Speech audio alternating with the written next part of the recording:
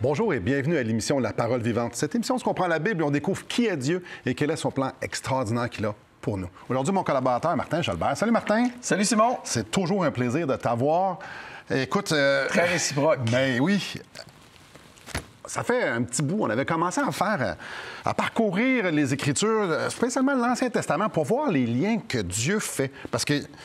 il y en a partout. Ouais, on dit, est-ce qu'il y en a, mais il y en a partout. Là. Chaque détail, il y a un lien dans le Nouveau Testament, il y a un lien dans le plan de rédemption de Dieu. Dieu a de la suite dans les idées. Souvent, on a répété ça. Puis, on est rendu dans Deutéronome, 5e livre de la Bible. Ouais. Puis, avant, on va faire un petit détour, qu'est-ce que tu en penses, pour se mettre un peu en contexte de la place du Deutéronome et comment c'est utilisé, comment peut être utile dans notre vie. Ça se passe où? Bien, le Deutéronome, c'est intéressant comme livre parce que c'est un peu le testament de quelqu'un. C'est Moïse. Moïse a écrit les 5 premiers livres de la Bible, Genèse, Exode, Lévitique, Nombre et Deutéronome. Le mot Deutéronome, il y a le chiffre 2, c'est pas une deuxième loi, c'est une deuxième fois la loi qui est répétée. Puis il y en a qui disent, ouais, mais pourquoi il l'a dit déjà dans l'Exode? Oui, mais là, Moïse, ça fait 40 ans qu'il a donné la loi au peuple. Les gens sont tous morts, c'est une nouvelle génération. Puis... comme on dit, une répétition après 40 ans. Ça se peut qu'on ait oublié. Il y a des bonnes chances. Il y a des détails qu'on... ouais, c'est ça. Après 40 minutes, des fois, on oublie plein. Souvent. Donc, il y a le but de revenir donner la loi, mais Moïse est à la fin de ses jours. Moïse, il voit le peuple de Dieu, son peuple, parfois avoir des mauvaises tendances. Parfois, puis je suis généreux là-dedans, souvent avoir des mauvaises tendances. Et c'est là, comme là, il va ouvrir tout son cœur, puis il veut répéter la loi, l'extensionner, donner plus de détails. Donc, il va donner le livre du Deutéronome. Puis c'est un livre qui est étrangement, souvent cité dans le Nouveau Testament. Et comme tu disais au début, on ne peut pas lire juste le Nouveau Testament sans l'Ancien. Si tu veux comprendre le Nouveau Testament, les Évangiles, tu n'as pas le choix d'aller dans l'Ancien Testament. Il y a des liens extraordinaires. Un livre comme Romains qui prend énormément d'informations, des mots, des concepts, des choses. Bien, ça a été développé de long en large dans l'Ancien Testament. Ça a été démontré dans la vie des gens dans l'Ancien Testament. Puis là, c'est répété. Il y a une base là-dessus. L'Évangile s'assoit sur l'Ancien Testament. Le Nouveau Testament commence comment? Avec des généalogies de l'Ancien Testament, pour nous montrer que Jésus, c'est le bon gars, c'est la bonne personne. Souvent, on va penser que le Nouveau Testament, bien, ça veut dire que l'Ancien n'est pas bon. Il est fini. Non, ça va ensemble, main dans la main. Il y a des centaines et des centaines et des centaines de références, voire des milliers de références dans le Nouveau Testament qui prennent racine dans l'Ancien Testament. Bien, juste une petite parenthèse. Hier, j'enseignais à mon église, puis je parlais des psaumes. Il y a 97 des 150 psaumes qu'on a dans la Bible qui sont cités dans 23 des 27 livres du Nouveau Testament, d'une façon ou d'une autre. C'est substantiel, ça, là. C'est énorme! Ouais. 23 livres sur les 27 du Nouveau Testament ont une partie des psaumes. Ça veut dire qu'il y a des gens qui ont vécu il y a 2000 ans, dans le temps de Jésus, tout ça, puis qui citent des écrits de 1000 ans plus tard, 700 ans plus tard, 1500 ans plus tard, parce que c'est le fondement de ce qu'ils croient. Exactement. Une des meilleures preuves de ça, ça se trouve dans Matthieu chapitre 4. Matthieu chapitre 4, on va dire, OK, oui, là, les apôtres l'ont utilisé, tout ça, mais quand Jésus cite quelque chose... Jésus lui-même. Puis il cite dans un contexte vraiment spécial.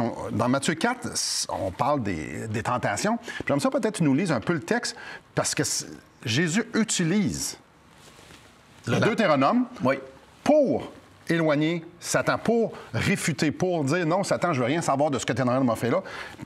Bref, parlons de ça un peu. Puis je pense que c'est important de parler à nos auditeurs du contexte des tentations de Jésus. Ça arrive quand dans la vie de Jésus? Est-ce que ça arrive juste avant la crucifixion? Pas du tout. En fait, Jésus est comme... Bien, on est dans Matthieu 4. En fait, j'aimerais même commencer à Matthieu 3. Oui, parce que Matthieu 3, c'est Jean-Baptiste qui baptise.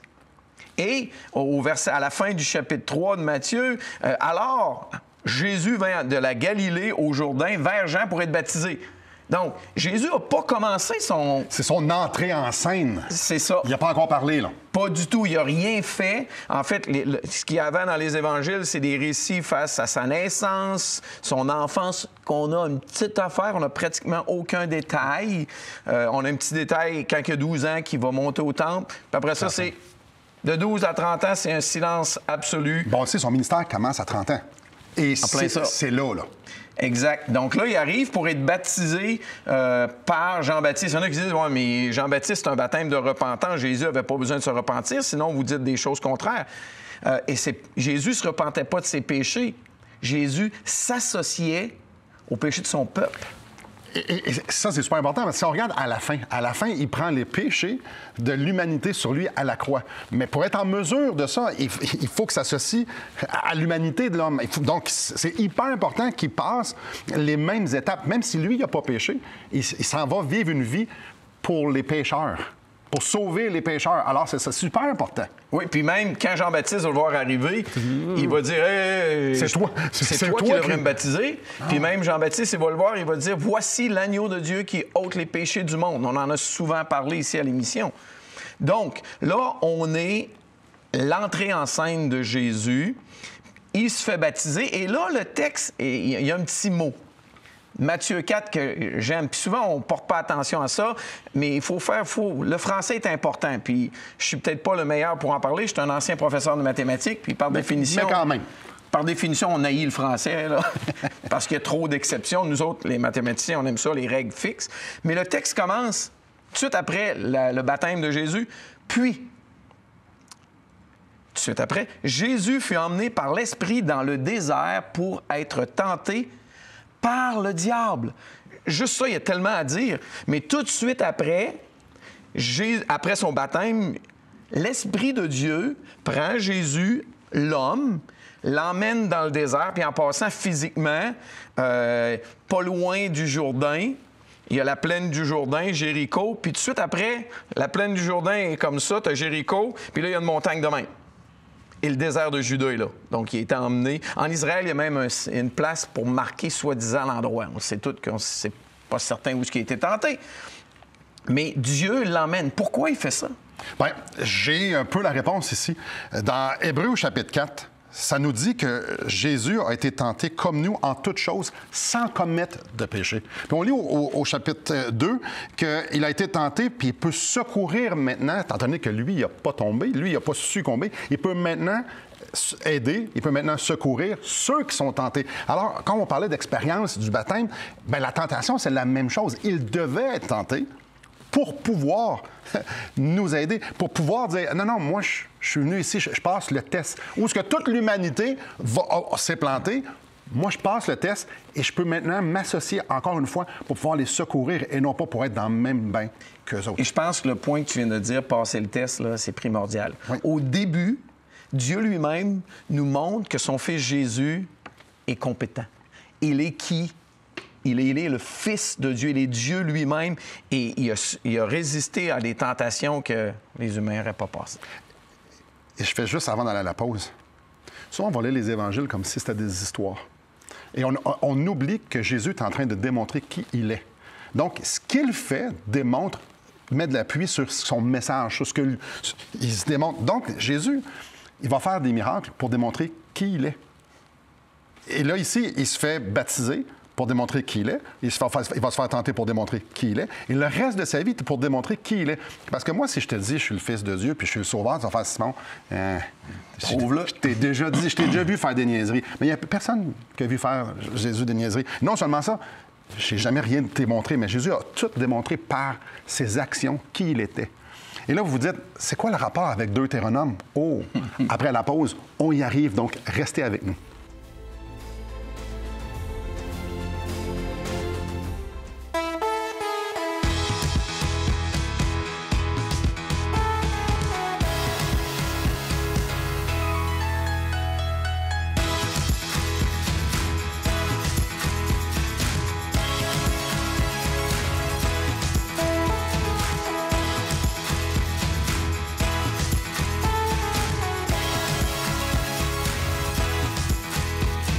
Pour en savoir plus, visitez radioespoir.ca.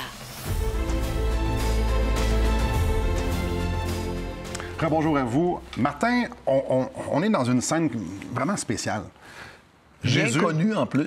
Oui. Jésus vient de se faire baptiser, emmené dans le désert, jeûne pendant 40 jours. Et le but de ça, c'est qu'il y a une rencontre. C'est pas une rencontre comme on penserait, mais... Et là, Satan va tenter Jésus. Je peux juste m'imaginer. Je me mets dans les souliers de Satan. Je vais faire un face-à-face avec Dieu, avec le Fils de Dieu. Et puis là, je veux le faire tomber. Je veux faire dérailler toute la patente. Fait que peut-être qu'on va lire ça, nous, de nos yeux, on va faire comme « Ah, ouais, il n'y a rien là comme tentation. » Un instant, Satan, il a servi ce qu'il y avait de mieux. Lui, là, il a pensé, regarde, c'est ça les 3 tentations que je vais servir à Jésus pour qu'il n'y ait rien qui fonctionne. Puis ce que tu dis est intéressant, et le timing, parce qu'il s'est écrit, après avoir jeûné, tu viens d'en parler, 40 jours. Oui. Et 40 nuits. C'est écrit, il eut faim. Et entre moi et toi, je comprends. Très, très bien. J'ai pas jeûné souvent dans ma vie, mais à l'occasion, tu jeûnes 24 heures, là, puis tu sens quelque chose de bien, là, puis là, tu vires fou, là. À 40 jours, tu es très, très, très, très faible. Et puis là, dans un moment d'extrême faiblesse, la Bible, Dieu nous dit, il y a eu faim. Et, Satan arrive dans le portrait. Ouais. Peux-tu juste nous... Lisons le texte. Oui, c'est ça. Au verset 3 de Matthieu 4, il est écrit « Le tentateur », j'aurais quasiment envie de rajouter, s'approcha alors, le mot « alors » n'est pas là, mais il s'approcha et lui dit « Si tu es fils de Dieu, ordonne que ces pierres deviennent des pains. » Encore une fois, là... C'est quoi? Ça aurait-tu été grave? Non. Il était-tu capable? Comme ça. C'est capable de créer l'univers, capable de... Oui. Bien, et plus tard dans l'Évangile, il va le faire. Il va multiplier les pains à 2 reprises. Il pouvait le faire comme ça. Mais là, Jésus va répondre au tentateur. Puis, c'est intéressant, il ne commence pas un argument avec le tentateur. Non. Il commence tout simplement en disant « Il est écrit ». Il est écrit où ça? Dans la parole de Dieu. Puis, à cette époque-là, la parole de Dieu qui existe, c'est seulement l'Ancien Testament, et il va aller citer... Soyons plus précis. Le livre... De Deutéronome. Exact. Puis, on le sait, puis on va regarder les 3, mais les 3 fois, il va citer le livre du Deutéronome. Il y en a qui disent que c'était peut-être un des livres préférés de Jésus. Sûrement. Peut-être pas le plus préféré, peut-être pas le préféré, mais il l'aimait beaucoup, il l'utilisait. Il s'en servait pour attaquer, pour contre-attaquer, pour se défendre contre les attaques, je dirais, sournoises de l'ennemi de Dieu. Alors, on ne peut pas sous-estimer la richesse du Deutéronome. On ne peut pas sous-estimer sa puissance. On ne peut pas... Si Jésus utilise la parole de Dieu, plus précisément le Deutéronome, pour, comme tu dis, contre-attaquer, aïe, pour nous, on devrait avoir nos lumières allumées, faire comme « Ouais, il se passe quelque chose dans ce livre-là. » là. Et il y a quelque chose. Donc, il y a une richesse. On parle de liens, mais il y a des liens académiques qu'on peut faire, mais aussi il y a des liens spirituels qu'on peut faire. Là, c'est ce qu'on est en train de faire là. Bien, les tentations, on en vit tous. Oui. Comment on y fait face? Mais Jésus nous donne un modèle. C'est écrit. Il est écrit, « L'homme ne vivra pas de pain seulement, mais de toute parole qui sort de la bouche de Dieu. » Ça vient d'où, ce texte-là? D'après moi, Deutéronome. Deutéronome au chapitre 8. Et je vais vous lire le verset 3, parce qu'il ne va pas tout citer, même le verset 3, il en cite une partie. « Il t'a humilié, il t'a fait souffrir de la faim, et il t'a nourri de la manne. » C'est le contexte. Ils sont après, là, ils sont à la fin du désert où ce que Dieu les a nourris de la manne, que tu ne connaissais pas et que n'avaient pas connu tes pères, afin de t'apprendre. Quoi? Que l'homme ne vit pas de pain seulement, mais que l'homme vit de tout ce qui sort de la bouche de Dieu. Ici, l'enseignement du Deutéronome, c'est de dépendre de la provision de Dieu. Dieu a emmené son peuple dans le désert et a fait une provision de pain. Et on le sait, on l'a vu, le peuple a chialé, il voulait ci, puis il n'était pas content. Tout le contraire de Jésus. Jésus, lui, dit non, wow, je m'attends au Père. Et c'est tout ce que j'ai besoin. Et c'est écrit que je dois m'attendre au Père et je veux m'attendre au Père, ce que le peuple d'Israël n'a pas fait, puis ce que nous, on ne fait pas dans notre vie. Puis même l'histoire de la manne, il avait faim, il était dans le désert, il vient à manger. Qu'est-ce qu'ils ont fait? Ils ont demandé à Dieu? Non, ils ont chialé. Dieu, dans sa bonté, dans sa grâce imméritée envers ces hommes-là, lui a fourni la manne. Et ce qui est extraordinaire. Et là, Jésus va répondre, il va se défendre, il va enlever la tentation dans un moment hallucinant. Là. Il avait faim, là, en citant les Saintes Écritures. Moi, je vais obéir à ce que Dieu veut. Je vais me soumettre à ce que Dieu veut. C'est écrit là, je m'y soumets. On passe à la deuxième? Oui, la deuxième, on continue le texte. Ça n'a pas marché. Satan, ça n'a pas marché la première affaire. Là, c'est écrit, le diable le transporta alors dans la ville sainte. On sait qu'il parle de Jérusalem. Le plaça au sommet du temple et lui dit, si tu es le Fils de Dieu, jette-toi en bas. Premièrement, juste vous mettre dans le contexte, je suis allé à cet endroit-là. J'ai une couple d'images. À cet endroit-là, il y a un mur de soutènement très, très haut. On parle de plus de 100 pieds de haut qui soutient l'esplanade du temple. Et je ne sais pas si c'est à l'endroit-là exact ou un petit peu plus loin sur le temple lui-même, mais tu as une vue imprenable sur la ville de Jérusalem. Puis il dit « Jette-toi en bas ». Puis là, c'est intéressant, là. Si tu es le Fils de Dieu, jette-toi en bas. En effet, c'est Satan qui utilise les Écritures. Il donnera des ordres à ses anges à ton sujet et ils te porteront sur les mains de peur que ton pied ne heurte sur une pierre. Ça, c'est une citation d'un psaume. Satan cite la parole de Dieu à Jésus, mais d'une façon déformée. Twisté, excuse-moi l'anglicisme. Ouais, mal appliqué. Regarde, saute en bas, tu vas pouvoir te faire porter. Alors, fais ce que tu veux, vas-y.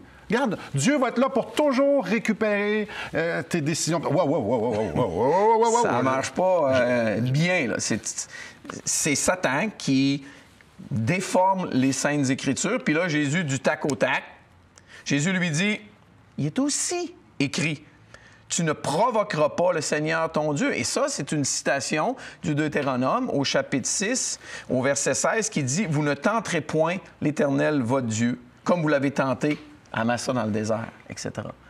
Je trouve ça tellement impressionnant que Jésus, lui, il débat pas. Tu l'as mentionné tantôt. Il n'est pas en train de débattre. Il n'est pas en train de dire « Ouais, mais as-tu ta petite attente? » Je dis « Non, attends un petit peu. C'est ça qui est écrit. Moi, c'est ça que je fais. C'est ça qui est écrit, c'est ça que je fais. » Puis il cite le Deutéronome. C'est comme le résumé ou le concis de la loi. Donc, Moïse, juste avant de mourir, il dit, voici mon dernier message. Et Jésus, il fait comme « Non, mais moi, je m'appuie là-dessus pour vivre ma vie. » Satan, t'as rien contre moi. Puis si on regarde le troisième rapidement, il va le transporter au verset 8, encore sur une montagne très élevée, il lui montra tous les royaumes du monde et leur gloire. Il lui dit, je te donnerai toutes ces choses si tu te prosternes et m'adores. Il offre au Créateur les royaumes. La gloire de ce monde. Celle-là, des fois, je la trouve, OK, t'es vraiment désespéré. Là, mais si Jésus avait l'opportunité de pouvoir être un roi sur la terre sans souffrance. Et ça, c'est le point majeur.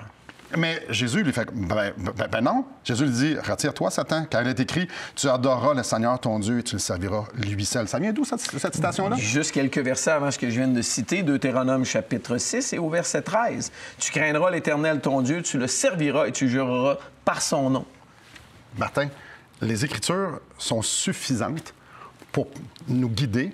Et le monde, Satan va nous offrir toutes plein de choses pour essayer de nous faire détourner. Mais c'est écrit. La marche à suivre est là. Dieu, sa volonté de Dieu est là. Juste avant d'aller à la pause, j'aimerais vous proposer un livre de John MacArthur, Renouveler vos pensées. Parce que justement, nos pensées ont tendance à tomber dans ce que Satan et le monde nous offrent, même ce que nos cœurs désirent. Et on regarde le monde, on regarde les perspectives, on regarde notre vie à la lumière de ce qu'on aimerait. Et John MacArthur prend les Écritures, puis il nous dresse. Non, c'est ce que Dieu dit qui est important. Alors, allez sur le site Publication chrétienne et je vous encourage de vous le procurer. Vous allez être certainement bénis. Donc, c'est facile, Publication chrétienne, l'adresse est en bas et vous pouvez vous l'acheter. Après la pause, on continue de voir l'importance des Écritures dans nos vies. Restez avec nous. Depuis maintenant 15 ans, nous avons l'immense privilège d'annoncer la bonne nouvelle de Jésus-Christ.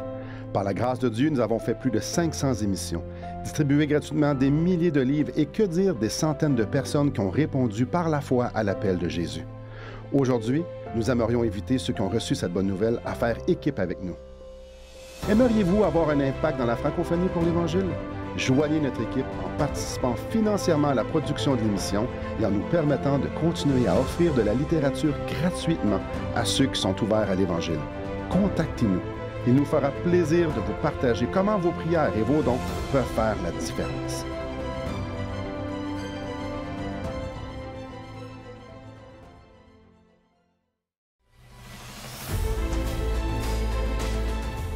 Rebonjour à vous. Je suis convaincu que Dieu pense qu'on a de la misère avec notre mémoire. Parce que les Écritures se répètent et est très précise. Et pour moi, là, je regarde ça, je regarde l'histoire d'Israël, puis souvent, je dois en confesser. Je fais comme, hey, c'était pas fort. Mais après ça, je m'arrête un instant, je fais comme, Simon, toi non plus. Le thème d'oublier, Simon, là, Moïse va le répéter 4-5 fois dans le Deutéronome. Même, je te lis un petit texte, chapitre 4 du Deutéronome. « Veille sur vous, afin de ne point mettre en oubli l'alliance que l'Éternel, ton Dieu, a traitée avec vous. » L'alliance, le contrat, l'entente qu'on a faite. Veille. Ça, c'est au chapitre. De mettre en oubli.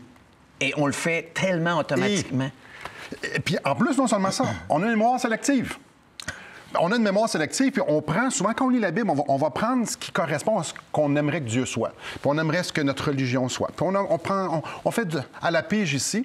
Et en passant, Satan, c'est ce qu'il avait fait.